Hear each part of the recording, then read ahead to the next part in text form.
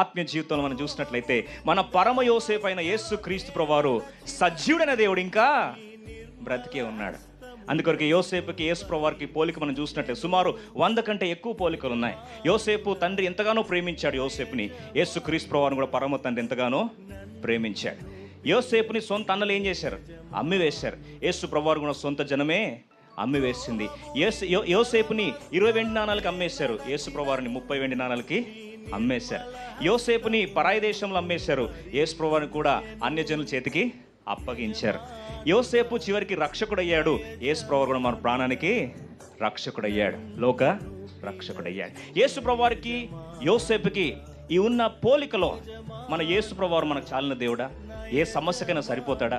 అందుకొరకు యేసు ప్రభువారు ఎవరు అంటే బైబిల్ రాయబడిన మాట మనందరికి బాగా పరిచయం, సుపరిచితమైన వచనం యోహాను సువార్త 1 అధ్యాయం 14 వచనం తీయాల్సిన అవసరం లేదు. కానీ యేసు ప్రభువారు అంటే కృపా సత్య